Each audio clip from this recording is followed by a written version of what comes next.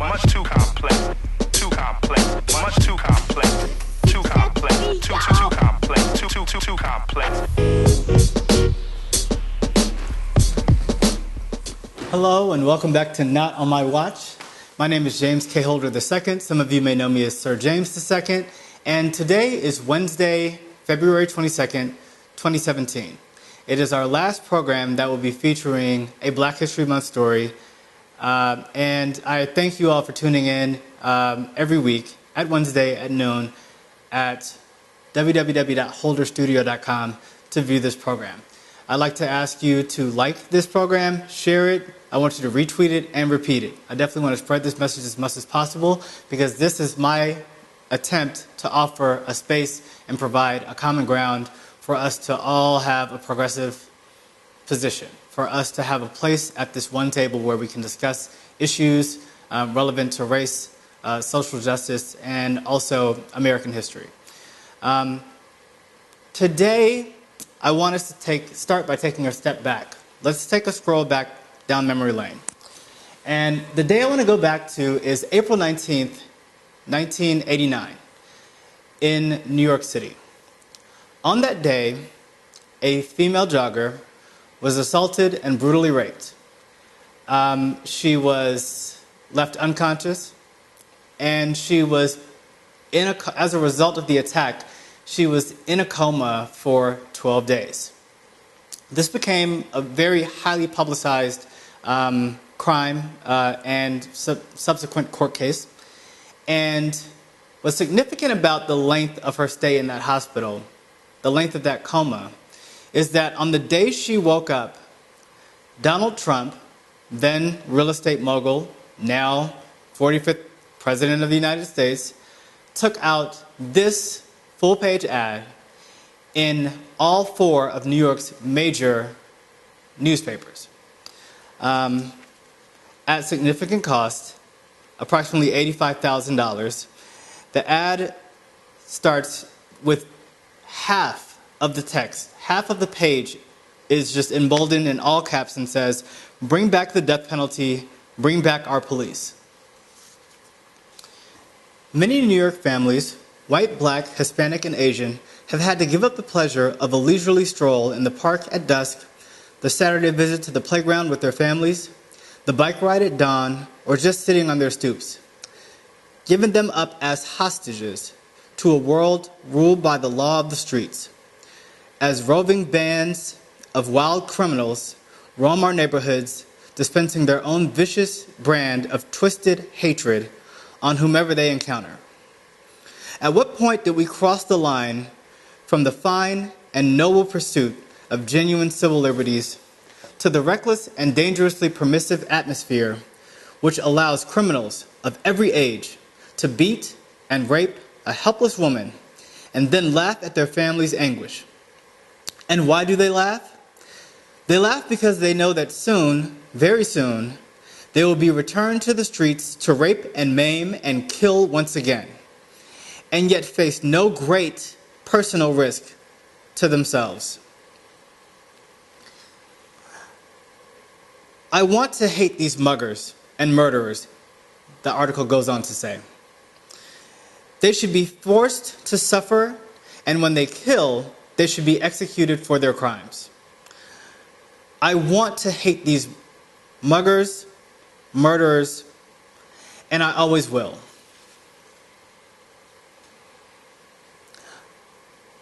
It goes on to say, I no longer want to understand their anger. I want them to understand our anger.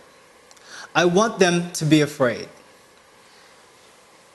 So as you can see, Trump, in this full-page ad, this campaign, if you will,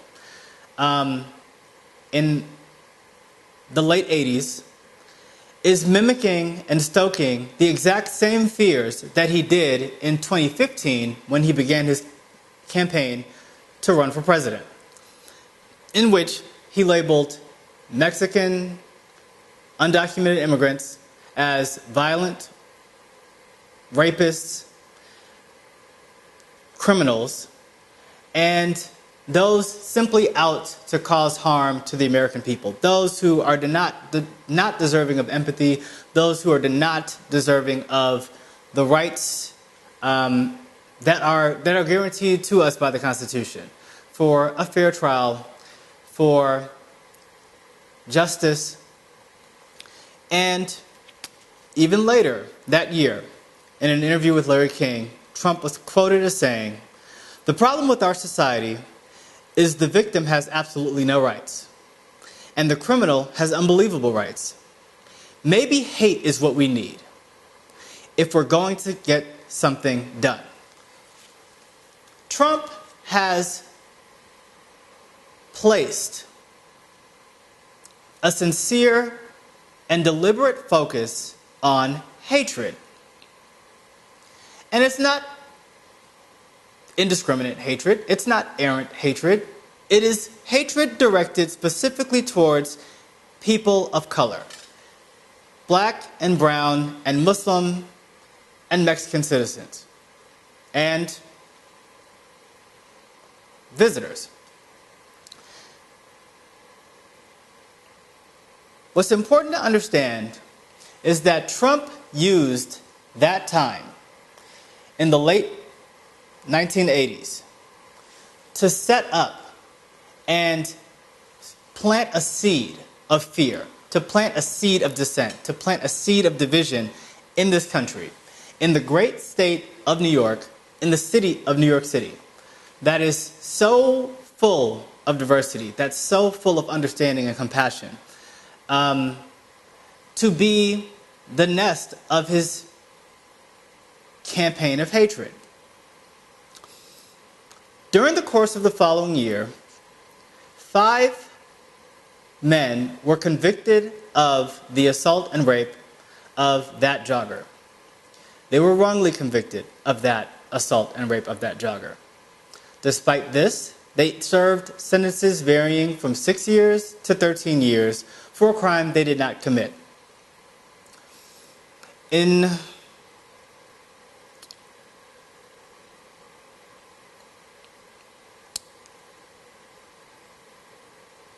Later, and forgive me for not knowing the date of this, there was a previously convicted serial rapist who confessed to the crimes and had corroborating DNA evidence to prove that he was indeed the rapist of that victim. The 5 gentlemen who served sentences unduly were later released and sued the city of New York and eventually settled with the city of New York under Mayor de Blasio in 2014 for $41 million. Now this was a wrongful conviction suit, was settled in 2014 for $41 million. Now, as recently, during the campaign of 2016, the presidential campaign of 2016, in October of 2016, Donald Trump is still doubling down on his assertion that these gentlemen are guilty, despite the fact that they were exonerated by DNA evidence, despite the fact that the actual rapist came forward.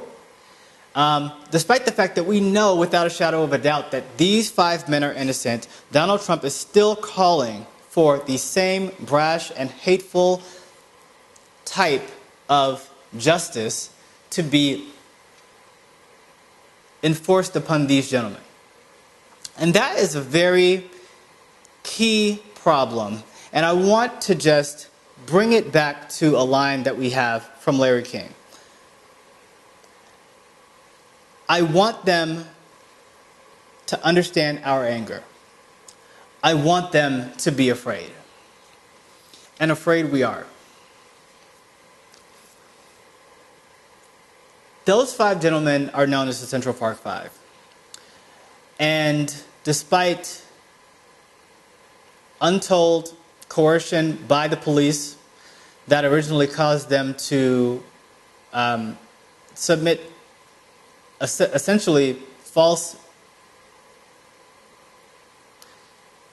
confessions that they had committed these crimes. They were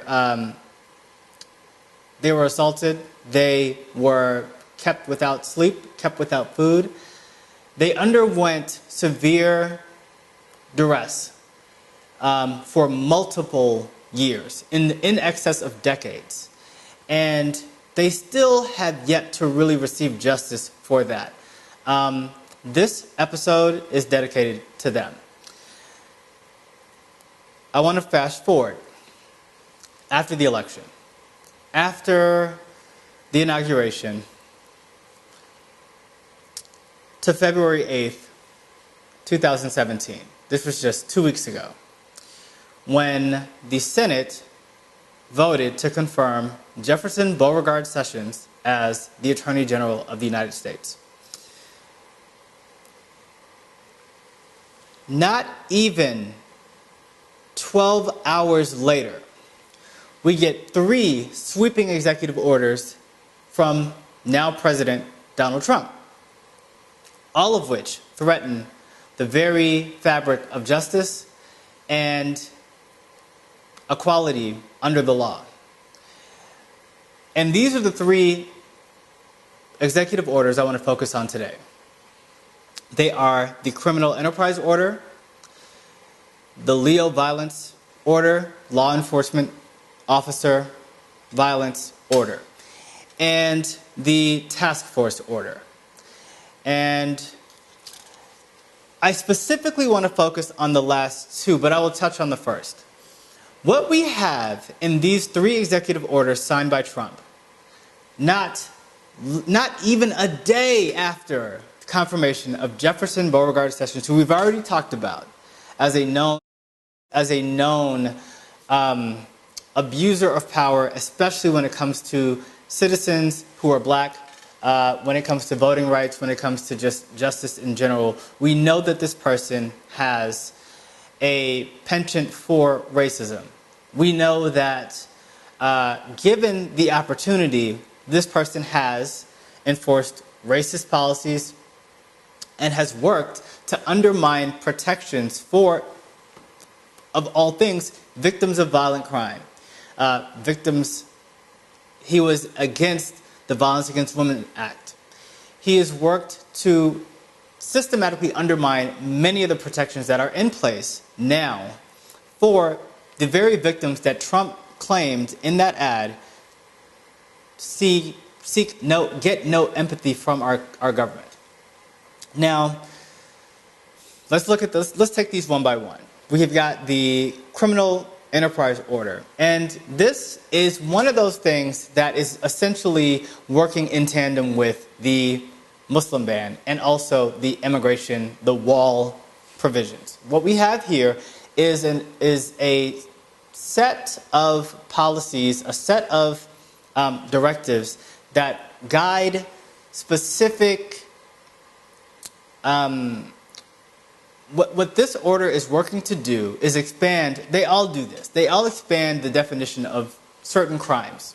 They all seek to broaden what can be charged, what can be considered an offense, what can be prosecuted, what can be charged, and how it can be charged on people who tend to fit into this category. So this one focuses on specifically drug trafficking, cartels, but again, with that, we know that language is indicative of racist policies that specifically target black and brown youth.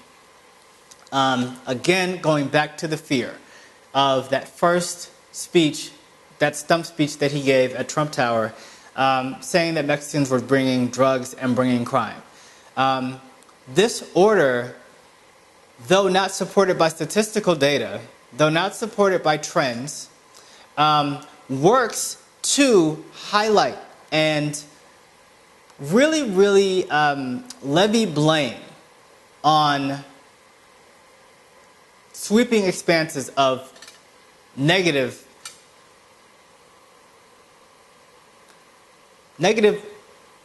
propaganda. So we're talking about basically, you've got violent crimes that are down in this country. They're down to a 30 or so year low. Trump was misquoted in a press conference this week as saying that violent crime is at its highest, is at its height of 47 years, a 47 or 45-year height. Not so. So we have a constant attempt of this man to present fake news in overstating negative conditions, overstating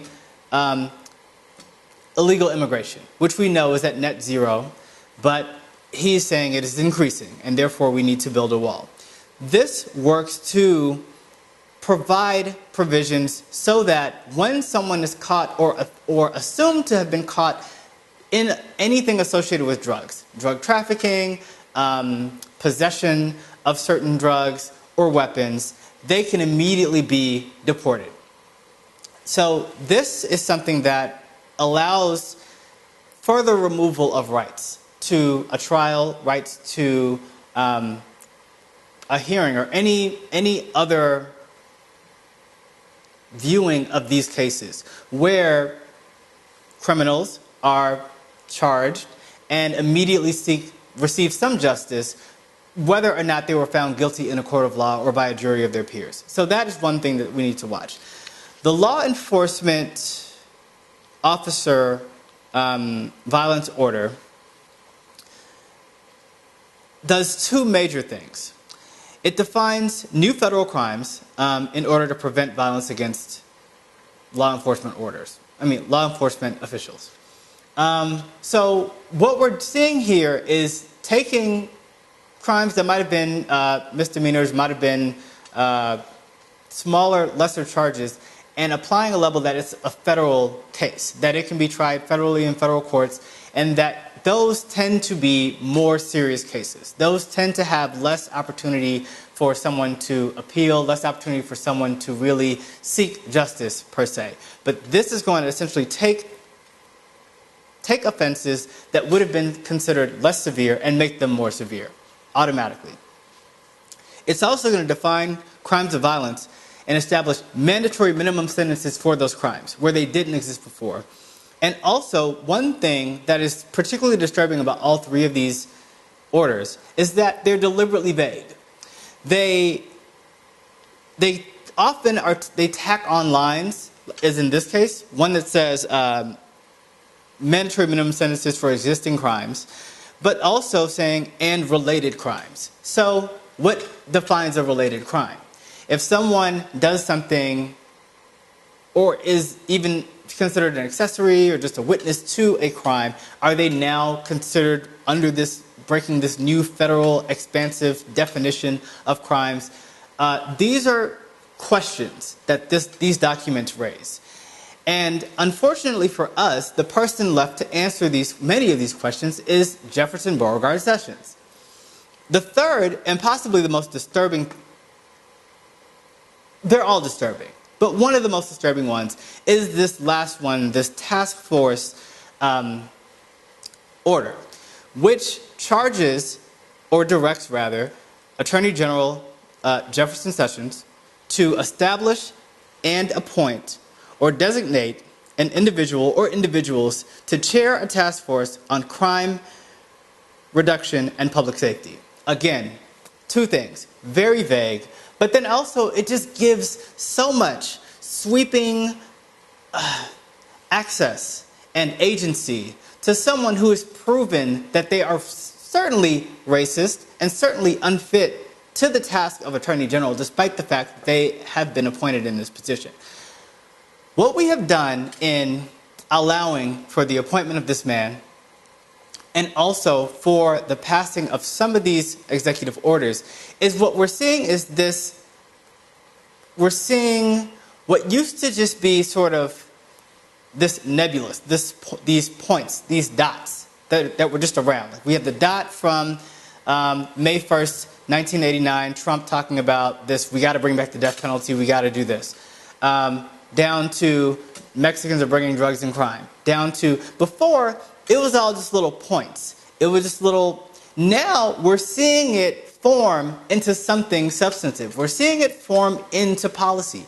We're seeing where we have gone from just discussing fear and bringing back fear to people of color, to criminals, into enforcing this in a way where you provide sweeping and certainly unconstitutional power to an attorney general, an agent of the president, who both of whom we know, just within the documents here, have displayed a penchant for racism, have displayed a lack of compassion for citizens and also immigrants and also refugees, that they can now be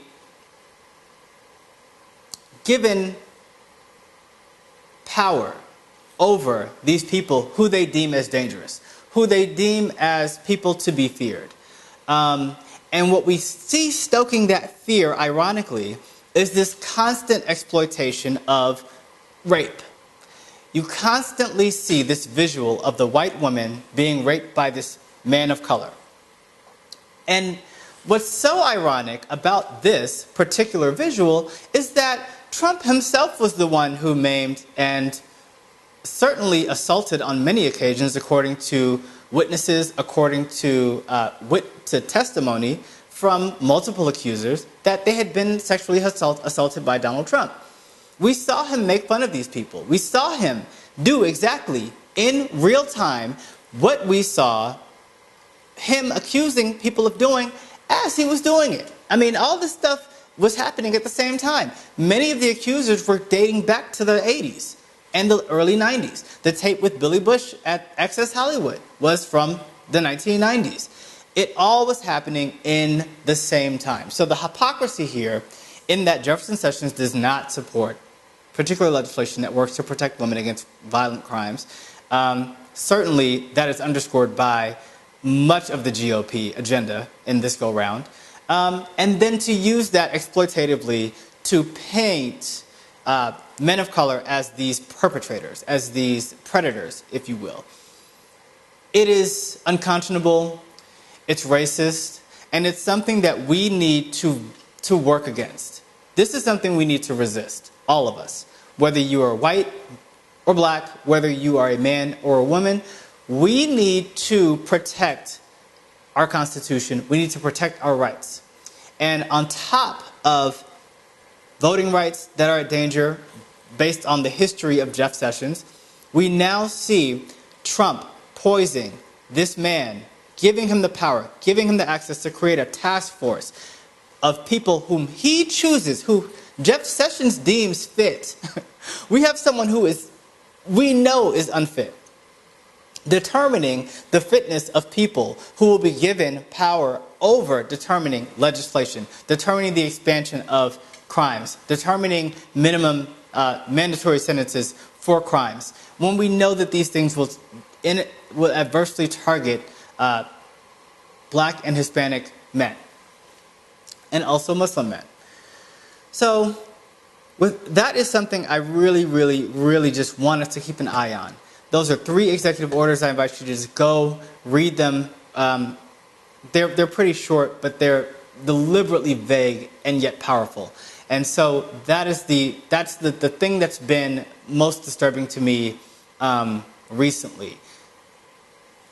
The language used for Trump to get in office, the immediate signing of these executive orders that offer more power to someone who we know is unfit and who will use and wield his power in order to punish unfairly American citizens.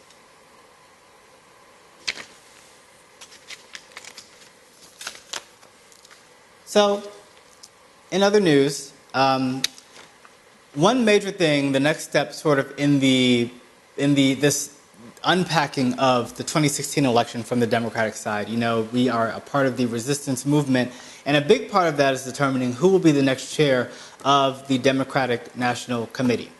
That is a decision that will be determined this Saturday in Atlanta, Georgia.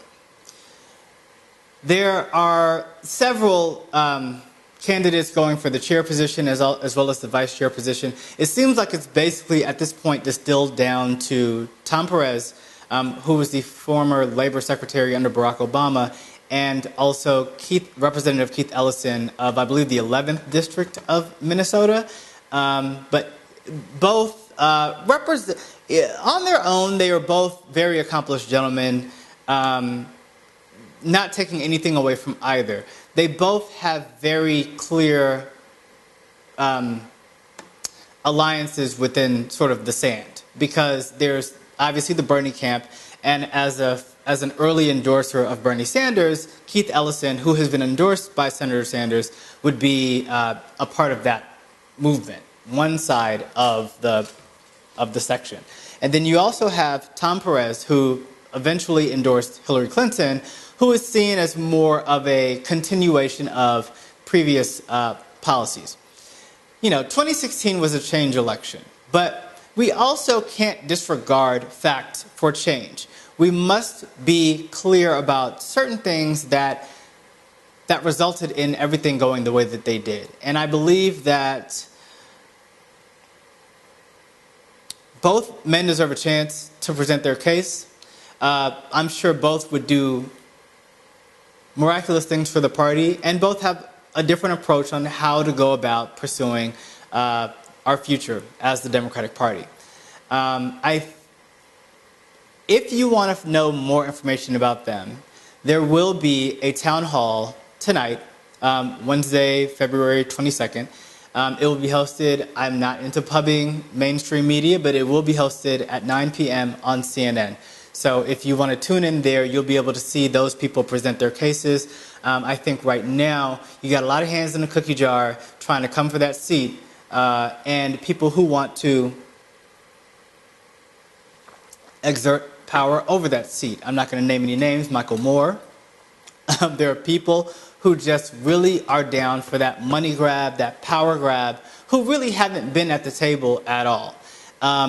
Ellison, on his own, if I'm judging Ellison on his own merits, I believe he'd do a great job. I think he'd be fantastic. There's insinuations that he is anti-Semitic, that he has all these other baggage issues, which to me, as someone who endorsed early on Bernie Sanders, the first Jewish candidate to win a primary, it's hard for me to draw that connection. And that doesn't mean that makes someone not anti-Semitic at all. But I think sometimes we get to a point where we want to discredit somebody, and so we just label them something disgusting and vile to get them out of the picture. And I think that might be misguided on Keith Ellison. So I'm willing to hear what Keith Ellison has to say. But if all I'm going to hear from you is parroted Bernie tropes and rigged primaries and Wall Street Democrats and this, and I'm not going to hear protections of the voting rights, I'm not going to hear protecting the franchise, I'm not going to hear a condemnation of bullying that happened from the Bernie wing of that primary battle, then really I'm not interested. I'm looking for someone to be objective. I'm looking for someone to take a total assessment of what happened in 2016 as a true autopsy, and then figure out how we move forward and build a stronger party together. I think both men can unify the party. Tom Perez, I was an early sort of backer of you, and then I had to back off of you when you made your case, you made your statement that the primaries were rigged, or that the primaries appeared rigged, and that wasn't good enough. And I think what we have to be able to do is set boundaries, set guidelines, understanding that we're growing in process, and acknowledge where things can become better. But to say that this primary process was rigged or invalid, effectively what you've done in that is empower the idea that my vote, my choice of a candidate was invalid, that I didn't have the right, or my right to select Hillary Clinton as my primary candidate, as which in excess of 4 million primary voters did, is somehow not good enough. It doesn't stand on its own. That our votes don't carry weight or merit. And that is a line, that is a perception that was underscored by Bernie Sanders himself in challenging the order in which Southern primary voters had their bite at the apple, which was fourth after Iowa, all white, New Hampshire, all white, And mind you, Iowa is a caucus that favored Bernie Sanders. New Hampshire, the demographics favor Bernie Sanders, and the juxtaposition to the state of Vermont favor Bernie Sanders heavily. And the fact that he stole Clinton voter data in December of 2015, but that's neither here nor there. And then you had the Nevada caucus also, where you had voices, again, of that lychee side of the party, with Susan Sarandon accosting Dolores Huerta, where you had people who were multilingual, who offered translation and were rejected because they were seen as biased Hillary supporters. This started very, very, very early on. And so if we can't document, if we can't assess these occurrences, and then I'm not even going to talk about South Carolina because y'all know how I feel about that, with Ashley Williams, young girl Ashley Williams going up into Hillary Clinton's $500 a plate fundraiser to complain about super predators and bark out orders over Hillary Clinton, and then get mad when she gets thrown out by the Secret Service. You had multiple staged occurrences by people who are known to have been a part of Bernie Sanders' organization to paint Hillary Clinton as sort of unfit and or racist and or undeserving of the nomination and support of the subsequent primary voters of the South, and then to later not provide effort on that side and then complain about the results that came as a result, was something that Bernie Sanders did. It was something that was underscored by everybody who supported him, including his surrogates, and that has to be called to the carpet. So Tom Perez, I wish you luck, but what I need you to do is really take full assessment of everything. And I'm not saying everything the Clinton camp did was right. I'm not saying everything the Bernie camp did was wrong. But we have to be able to objectively look at the roles that people, including surrogates, played in all of this election and the result before we can really move on and have a strategy moving forward. There will be plenty of discussion about this. The next chair, whomever it will be hearing from me via this program, via my Twitter feed at JKH2, because we really, my number one focus is protecting the franchise, protecting the voting rights, and making sure that the votes and contributions of the Democratic base, the women and people of color that have made up the most faithful voters in this party, are being respected and not usurped by some new Americana power grab a la Michael Moore, M.M. Flint, which is another, neither here nor there, because I ain't seen you talking too much about the water crisis in Flint, Michigan, but you got time to talk about you want to be the face of resistance. How about you work on that water up there right in your neighborhood? You got Flint in your daggone Twitter handle, but again, that ain't what you're tweeting about now, so maybe focus on that because they still don't have clean water. But with that, I will end. And I would like to, again, invite you to like, comment, reply. I'd like you to retweet this and repeat it. And as always, I want you to relax, relate, and resist. Until next time. Too complex.